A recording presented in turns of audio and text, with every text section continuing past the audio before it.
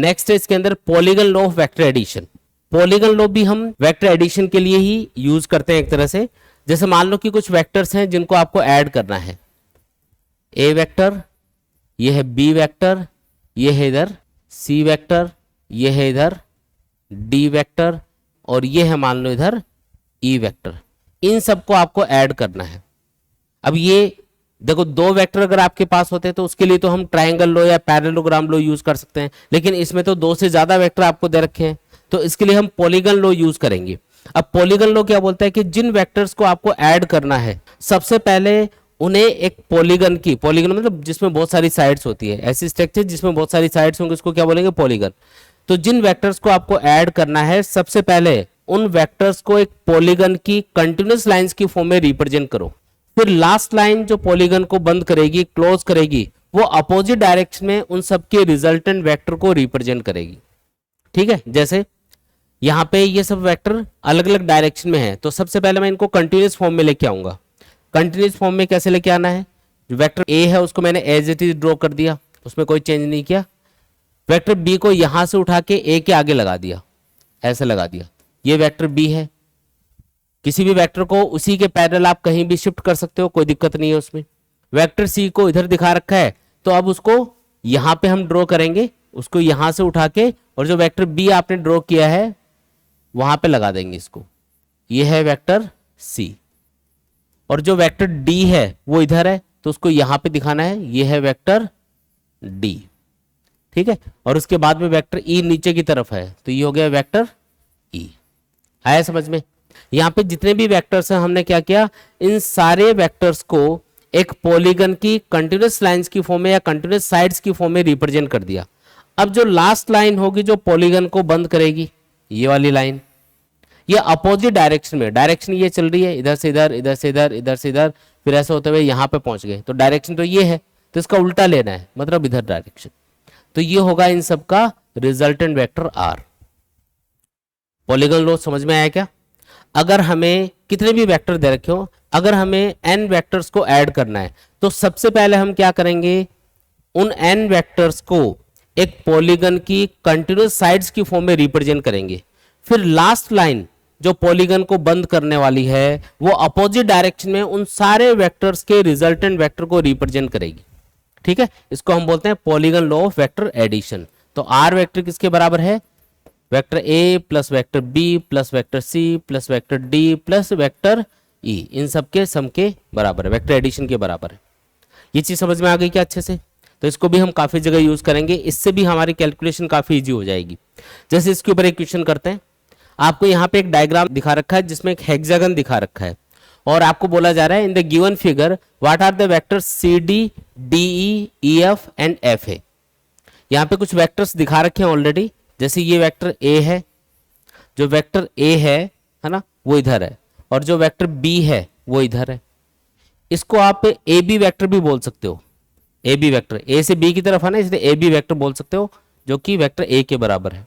और इसको हम क्या बोल सकते हैं, बी सी वेक्टर बोल सकते हैं, बी से सी की तरफ है ना, इसलिए इसको बी सी वेक्टर बोला, जो कि बी के बराबर है। इतनी बात समझ में आ गई? ये तो दे ही रखा है क्वेश्चन में।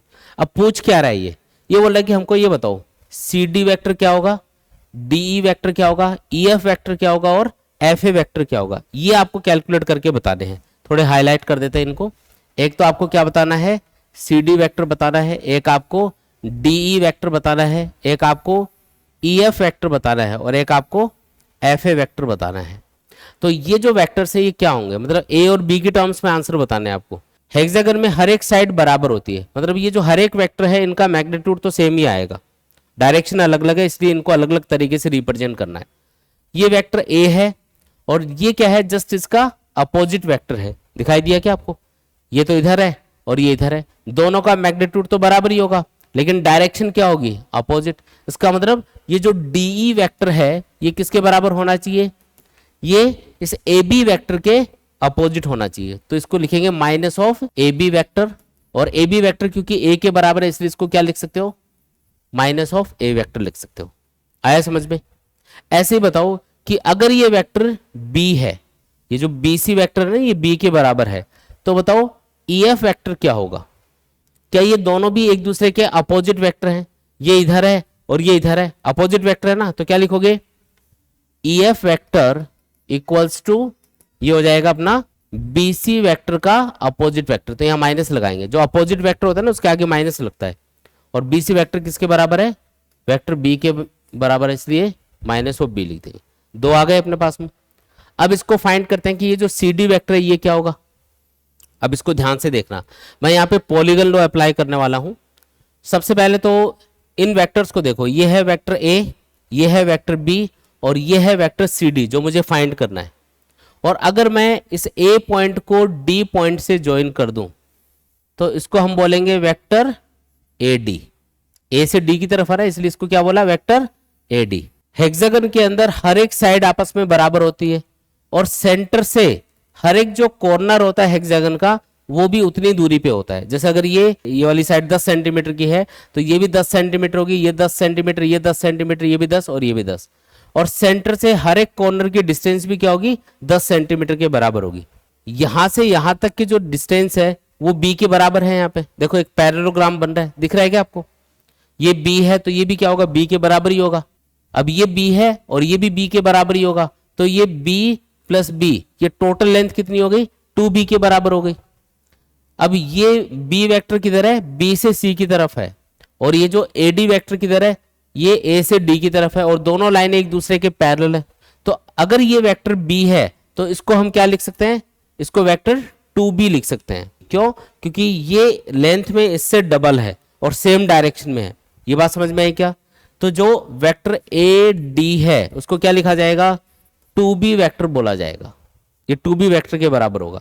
तो हमारे पास में क्या आ गया, AD वेक्टर आ गया। अब देखो पॉलीगन लॉ क्या बोलता है कि अगर ये जो वेक्टर है AB, BC और CD अगर ये कंटिन्यूअस फॉर्म में है तो लास्ट लाइन जो पॉलीगन को बंद कर रही है ये वाली, ये अपोजिट डायरेक्शन में, देखो सीक्वेंस जो चल रहा है ये उसके अपोजिट है, तो ये क्या होना चाहिए, इन सब वेक्टर्स का रिजल्टेंट होना चाहिए। जैसे ये वाला वेक्टर है A, ये वाला वेक्टर है B और ये वेक्टर है CD, तो इन तीनों का सम किसके बराबर होना चाहिए, AD वेक्टर के बराबर होना चाहिए। पॉलीगन लो ये तो है, तो आप क्या लिखोगे, vector A plus vector B plus vector CD बराबर होगा वेक्टर AD के। अब वेक्टर AD तो हम ऑलरेडी कैलकुलेट कर चुके हैं, तो क्या आएगा, A plus B plus CD vector equal to क्या आएगा, 2B वेक्टर। तो CD वेक्टर किसके बराबर आएगा, ये दोनों उधर ले जाओ तो एक B तो कैंसिल हो जाएगा, तो B vector minus A vector आ गया। ये आ गया आंसर, आया समझ में। और अगर आपके पास में ये CD वेक्टर आ गया तो ध्यान से देखो, ये जो FA वेक्टर है ये जस्ट इसका अपोजिट वेक्टर है, ये इधर है और ये इधर है, उल्टा है ना। तो इसका मतलब ये जो FA वेक्टर है ये क्या होगा, इसका अपोजिट वेक्टर होगा। तो FA vector will be equals to minus of CD vector. तो CD वेक्टर ये है तो इसके आगे माइनस लगा दो, ये माइनस हो जाएगा, ये प्लस हो जाएगा। तो FA वेक्टर किसके बराबर आएगा, यह आएगा माइनस B प्लस A, या फिर उसको उल्टा करके लिख देता हूं A माइनस B। आया कुछ समझ में, ठीक है, क्लियर है एकदम। इसके बाद में नेक्स्ट क्वेश्चन है, in the given figure find the resultant vector given that vector A equal to 5 vector B equal to 12। ये इनका मैग्नीट्यूड दे रखा है 5 और 12। ये वेक्टर A है और ये वेक्टर B है। वेक्टर A का x एक्सिस से जो एंगल है वो 20 डिग्री है और वेक्टर B का x एक्सिस से जो एंगल है वो है 110 डिग्री। ठीक है, तो आपको पूछा जा रहा है कि वेक्टर A और B का रिजल्टेंट वेक्टर कितना होगा। वेक्टर A का मैग्नीट्यूड कितना है 5, वेक्टर B का मैग्नीट्यूड क्या है 12। अगर आपको कोई भी दो वेक्टर दे रखे हो, उनका मैग्नीट्यूड दे रखा हो और उनके बीच का एंगल दे रखा हो, तो रिजल्टेंट वेक्टर वाला फॉर्मूला लगा के सीधा रिजल्टेंट फाइंड कर सकते हो। तो angle between the two vectors आपको देखना पड़ेगा। यहाँ पे वेक्टर A किधर है, इधर है, वेक्टर B किधर है, इधर है, इनके बीच का एंगल कितना है।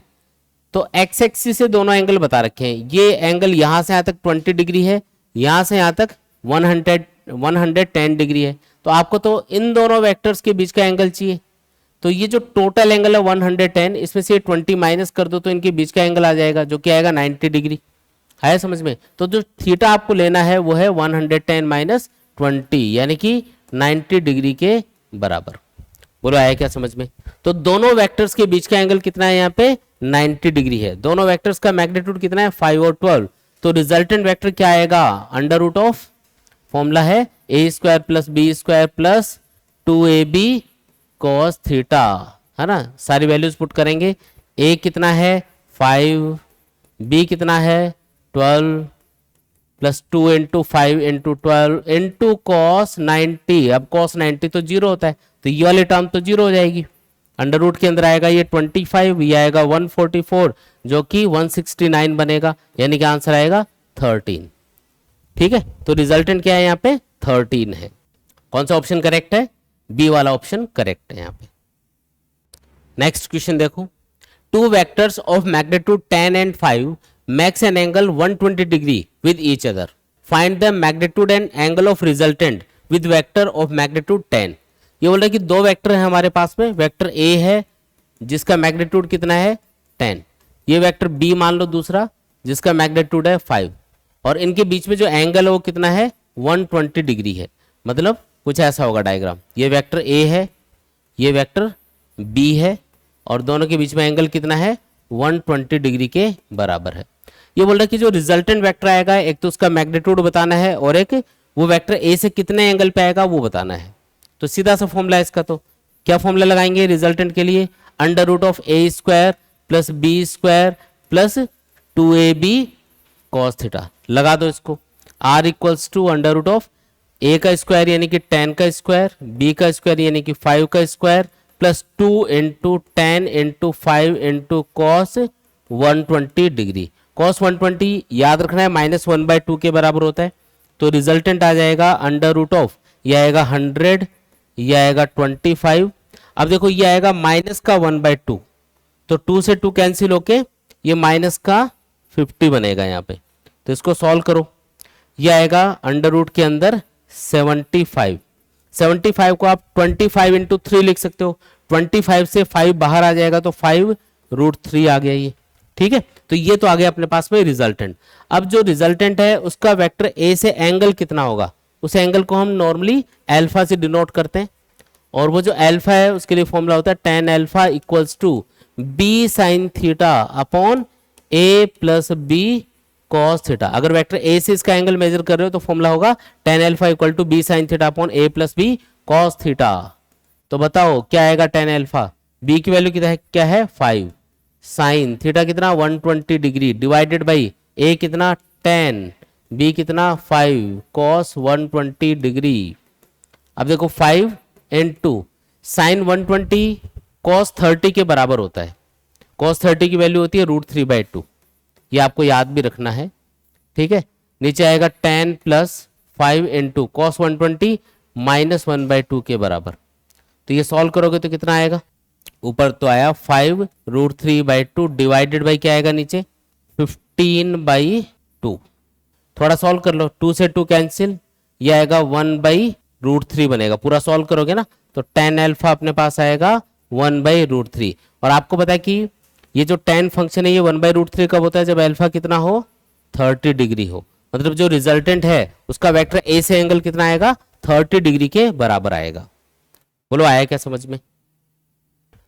नेक्स्ट क्वेश्चन देखो, given that a plus B plus C equal to 0। अगर तीन वेक्टर्स का वेक्टर एडिशन करते हैं तो वो इक्वल टू 0 आ रहा है। If a equal to B, यानी कि वेक्टर a और b का मैग्नीट्यूड बराबर है। देखो इनके ऊपर वेक्टर सिंबल नहीं लगाना, इसका मतलब दोनों का मैग्नीट्यूड बराबर है, डायरेक्शन सेम नहीं है, सिर्फ मैग्नीट्यूड बराबर है।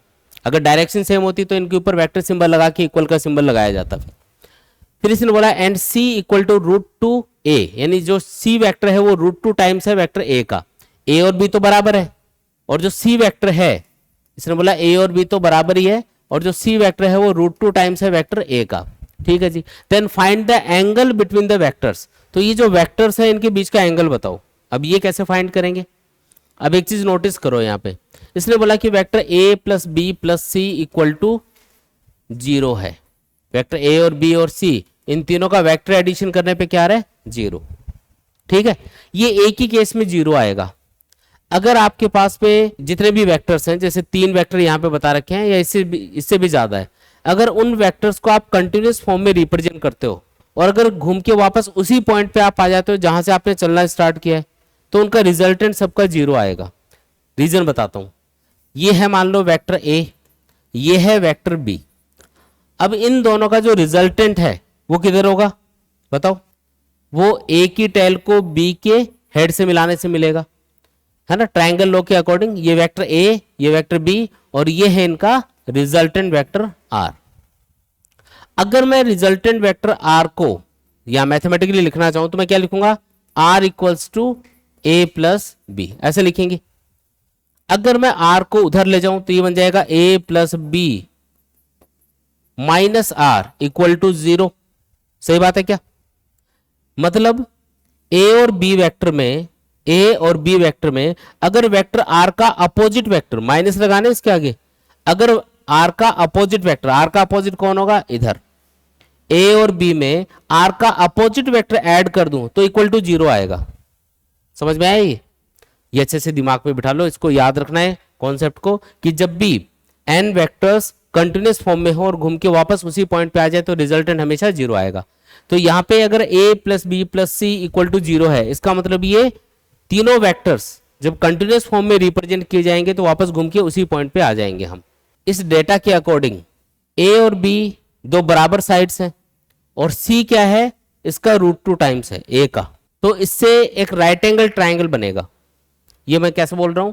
क्योंकि अगर आपके पास में कोई ऐसा राइट एंगल ट्राइंगल हो जिसमें दो साइड बराबर हैं, जैसे ये a है, ये वेक्टर b है, अगर इन दोनों का मैग्नीट्यूड बराबर है तो ये जो हाइपोटेनियस आएगा ये कितना आएगा? अगर ये दोनों मान लो बराबर हैं, जैसे मैं इसको मान लेता हूं स्मॉल a लिख रहा हूं और ये भी स्मॉल a है, तो ये क्या आएगा? √a² प्लस a², यानी कि √2a² आएगा ना, यानी कि आएगा √2a के बराबर। बात समझ में आई? तो ये तो राइट एंगल ट्राइंगल में ही पॉसिबल होता है ऐसा कि दो साइड्स बराबर हो, ये और ये बराबर हैं, और जो तीसरी साइड है यानी कि ये जो हाइपोटेनियस है, अगर ये दोनों बराबर हैं a और a, तो ये आएगा √a² प्लस a², यानी कि √2a के बराबर आएगा। ये तो बोला इसने। अब मैं इसको देखो इस डेटा के अकॉर्डिंग अरेंज कर रहा हूं। a plus B plus C equal to 0 है, इसका मतलब वेक्टर a, वेक्टर b और वेक्टर c, ये तीनों क्या होने चाहिए? कंटिन्यूस होनी चाहिए। ये वेक्टर c है अपना, और तीनों क्या होनी चाहिए? कंटिन्यूस फॉर्म में होनी चाहिए, तभी 0 आ सकता है ये। अब आपको जो एंगल पूछा जा रहा है, इन वेक्टर्स के बीच का एंगल पूछा जा रहा है। अब जब भी आपको दो वेक्टर्स के बीच का एंगल बताना हो तो उनको या तो हेड टू हेड कनेक्ट करेंगे या टेल टू टेल कनेक्ट करेंगे। अब ये वाला जो वेक्टर है a और ये वाला जो वेक्टर b, ये एक का हेड है और एक का टेल है यहाँ पे, तो एंगल बताने के लिए क्या करेंगे? इसको उठा के यहाँ पे शिफ्ट कर लेंगे। मतलब जिन दो वेक्टर्स के बीच का एंगल बताना होता है हमेशा उनको हेड टू हेड या टेल टू टेल कनेक्ट करना होता है। इसकी टेल, वेक्टर a की टेल और वेक्टर b की टेल यहाँ पे कनेक्टेड है। अब इनके बीच का एंगल बता दो कितना है? 90 डिग्री। तो a और b के बीच का एंगल कितना हुआ? 90 डिग्री हुआ। ऐसे बोले b और c के बीच का एंगल बताओ, तो b वेक्टर का हेड और c वेक्टर की टेल कनेक्टेड है, तो एक काम करो b वेक्टर को उठा के आगे ले जाओ, ये आ गया b वेक्टर। अब आपको पता है कि ये तो आइसोसेलेस ट्रायंगल बन रहा है, ये वाली साइड और ये वाली साइड बराबर है, और ये एंगल है यहाँ पे 90 डिग्री, तो ये कितना होगा? 45 डिग्री, और ये भी कितना होगा? 45। हमको b वेक्टर और c वेक्टर के बीच का एंगल बताना है, मतलब ये एंगल बताना है, तो ये कितना होगा? तो 180 में से ये टोटल एंगल 180 है, उसमें से 45 माइनस करो, ये आएगा 135 डिग्री। आया समझ में? और ऐसे बताओ कि इन दोनों वेक्टर्स a और c, इनके बीच का एंगल कितना होगा? तो एक काम करो, जो वेक्टर a है उसको तो एज इट इज रखो, वेक्टर c को उठा के यहाँ पे ले जाओ, आगे शिफ्ट कर दो। किसी भी वेक्टर को उसके पैरेलल कहीं भी शिफ्ट कर सकते हो, उसमें कोई दिक्कत नहीं है। इसको उठा के यहाँ शिफ्ट किया, अब ये एंगल बताना है, ये भी कितना होगा? 135 डिग्री, क्योंकि टोटल 180 है, उसमें से 45 माइनस कर दो, तो वेक्टर a और वेक्टर c इनके बीच का एंगल आ जाएगा अपने पास। तो दो एंगल तो है 135 और एक एंगल क्या है? 90 डिग्री है। ये आपका आंसर है। नेक्स्ट क्वेश्चन देखो, the maximum and minimum magnitudes of the resultant of two given vectors are 17 units and 7 units respectively. दो वेक्टर्स हैं, उनका मैक्सिमम तो कितना आ रहा है रिजल्टेंट? 17, और मिनिमम रिजल्टेंट कितना आ रहा है? 7 आ रहा है। If these two vectors are at right angles to each other, अगर ये दोनों एक दूसरे के परपेंडिकुलर होते, then the magnitude of their resultant is, तो इनका रिजल्टेंट कितना आता? समझ में आया क्वेश्चन? ये बोल रहा है कि अगर दो वेक्टर्स का मैक्सिमम रिजल्टेंट देखा जाए तो वो 17 आ रहा है, कब आता है मैक्सिमम रिजल्टेंट? जब दोनों सेम डायरेक्शन में होते हैं। तो अगर वेक्टर ए और बी इनको कंसिडर कर लिया जाए तो ए प्लस बी ये तो है 17, क्योंकि जब दो वेक्टर सेम डायरेक्शन में होते हैं तो उसका रिजल्टेंट मैक्सिमम आता है और वो हमेशा a प्लस बी के बराबर होता है। तो यहाँ पे a प्लस बी किसके बराबर है? 17 के बराबर है, ये क्वेश्चन में दिया है। इसने बोला कि मिनिमम 7 आ रहा है, यानी कि दो वेक्टर जब एक दूसरे के अपोजिट होते हैं तो उनका रिजल्टेंट हमेशा मिनिमम आता है। ये और जो रिजल्टेंट होता है जब दो वेक्टर एक दूसरे के अपोजिट होंगे तो उसको a माइनस बी लिखा जाएगा, तो वो आ रहा है 7। बात समझ में आई क्या? जब भी ये बोला जाए ना कि दो वेक्टर्स का जो रिजल्टेंट है वो मैक्सिमम आ रहा है तो वो एक ही केस में आएगा जब दोनों सेम डायरेक्शन में होंगे और जो रिजल्टेंट होगा वो होगा a प्लस बी के बराबर। और अगर बोला जाए कि दो वेक्टर्स का रिजल्टेंट मिनिमम आ रहा है, इसका मतलब दोनों एक दूसरे के अपोजिट डायरेक्शन में होंगे, दोनों एक दूसरे के क्या होंगे? अपोजिट डायरेक्शन में होंगे, तो उनका रिजल्टेंट आएगा मिनिमम कितना? a माइनस बी के बराबर। तो इसने बोला कि मैक्सिमम तो आ रहा है 17, मिनिमम आ रहा है 7। दो इक्वेशन बन गई, इनसे आप a और b की वैल्यूज कैलकुलेट कर लो। क्या क्या करेंगे यहाँ पे? a और b की वैल्यूज कैलकुलेट करेंगे। दोनों इक्वेशंस को ऐड करो, ये आएगा 2a इक्वल टू 24। तो a कितना आया? 12, और a की वैल्यू इस इक्वेशन में पुट करोगे 12, और ये 12 इधर जाएगा तो b की वैल्यू क्या आएगी यहाँ पे?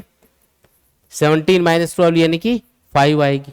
तो ये अपने पास में a और b की वैल्यूज आ गई दोनों इक्वेशंस को सॉल्व करने से।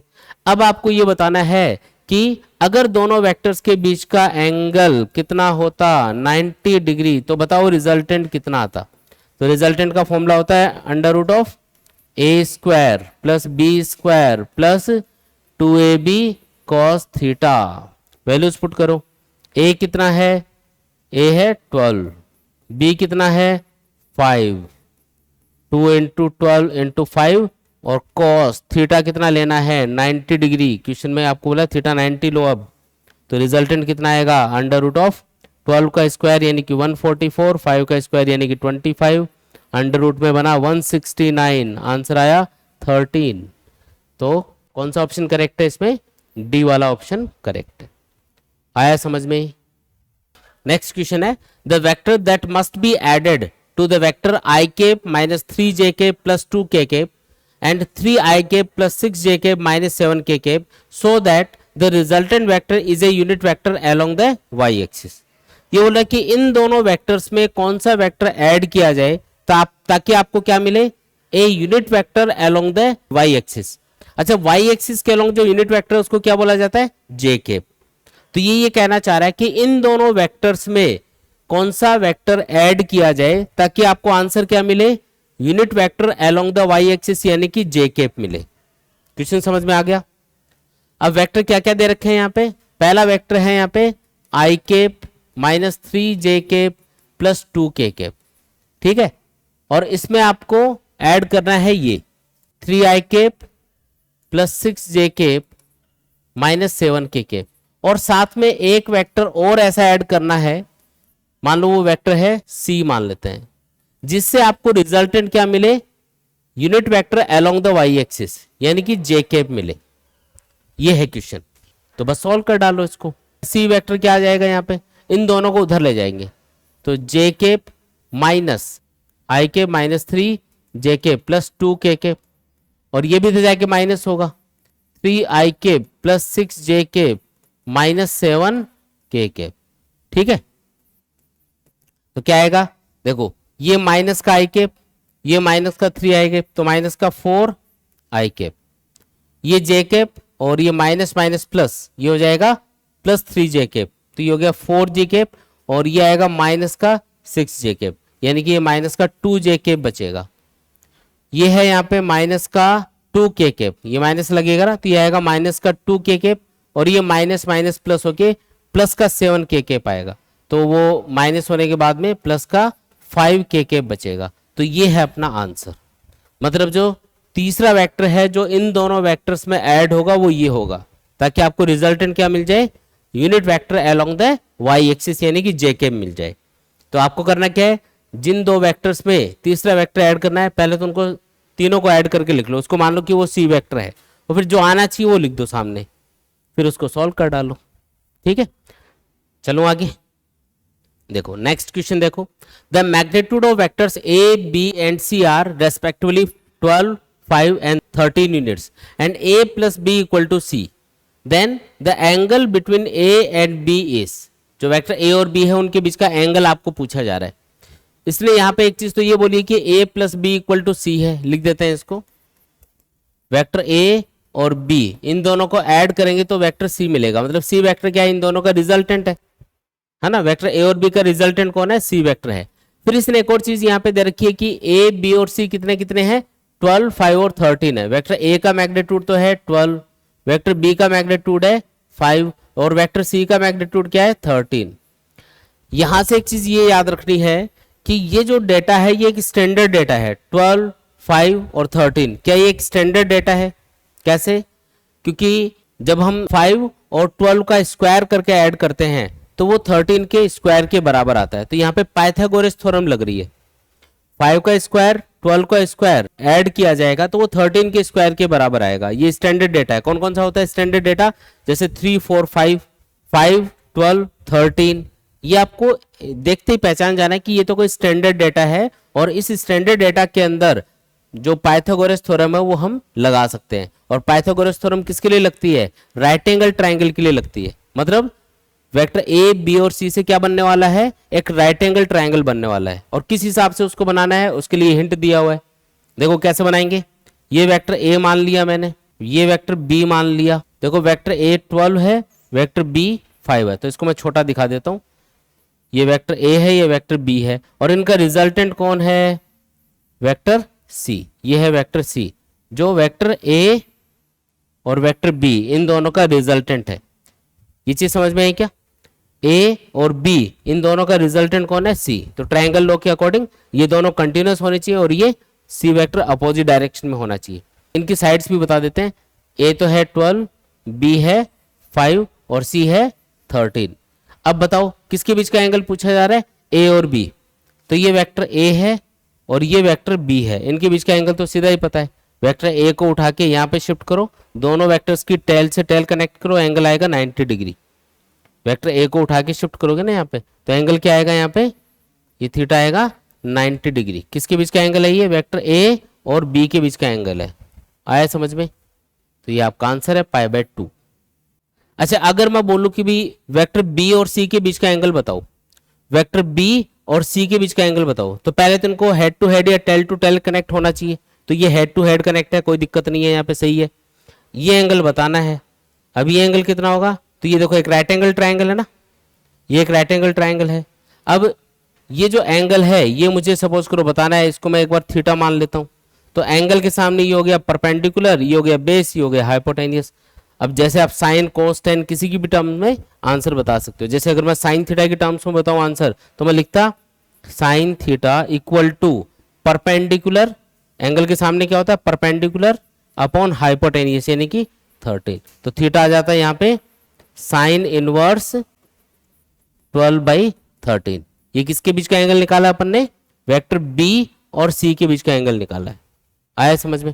ऐसे अगर बोले कि वेक्टर ए और सी के बीच का एंगल बताओ, ये वाला एंगल बताओ, तो इस वाले एंगल को कंसीडर कर लो। इसके सामने ये वाली साइड परपेंडिकुलर मानी जाएगी, ये बेस और ये हाइपोटेनियस। फिर साइन कोस टेन में से जैसा ऑप्शन दे रखा होगा उस हिसाब से साइन कोस टेन लगा के आप एंगल बता सकते हो। बिल्कुल आसान है।